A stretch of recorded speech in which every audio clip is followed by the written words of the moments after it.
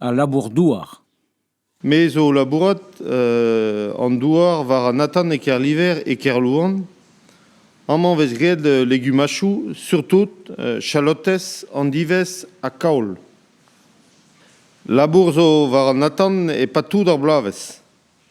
E mis c'hwever vez koumanset da four a chalotes, dioustu pa vez gallet mont var an douar. Da houde vez hadet an andivez var dro miz mae, evit berra da houde tenet deus an douar e miz gwengolo a miz du, evit lakad ar panez e kram du da doma. Pes a labour e vez gred pad ar goan, da mintin ten an andiv deus ar kram du, a kempen an ezo evit ma vefen mat da verza. Ar c'haol a vez lakiet en douar e pad an an, ar c'haol pom hag ar brokoli vez plantet fin miz gwere, ha da houde ar c'haol fleur penkenta miz eost, petek a pemzeg a viz eost. Ar c'haol brokoli vez trouet var dro miz gwengolo, miz ere, ha da houde ar c'haol pom hag ar c'haol fleur petek fin miz mai. Setu gant ar produioù se vez labour pad ar bloaz kechamant. Ha ba oe c'hwec'hloaz bremañ e labouran an douar e bio.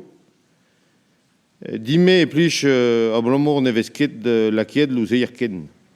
Amman war an atan e vez an me o labouret gant var reg hag e modal emom pemper c'hwer kechamant pad ar bloaz o labourat. E modal e vez tud yaouank pa da vakansou, da foura pe da denna a chalotes.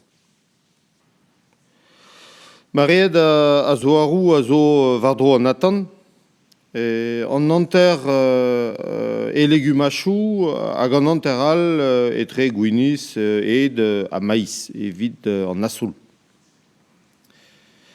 Daouz ez arad a zo an hektar, gwechal mechouj en der ez arad oa an amzer lakiet da drei en tamm douar e pad en derez a gwechal goz e ve lavaret pevaren.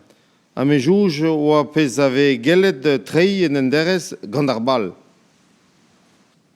Kalz ne betor a tanchou zo bremañ, bez eus bet leun gwechal, ne betor bremañ, me brasor in.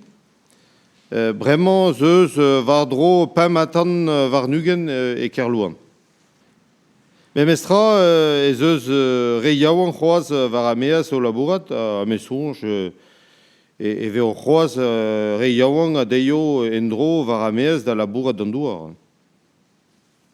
Me gav eo vicher plijus kimañ, kalet a vichou, peogwir e vez diesor gwerza an traoù a vechou, met plijus eo a blamour e veom meez pad ar bloaz, kaletor matreze pad ar goan.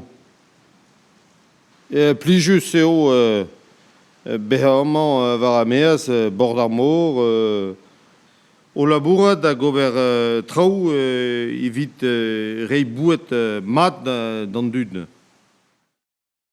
Didos tein diol dud yaouank deus parez ker louan, da glevet ur vuez dimizien den yaouank.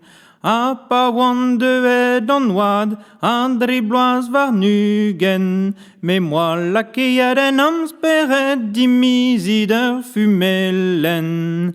Pe ni em moa choazet o pour mendre a ru, e parez ker louan dan neiz a visker zu.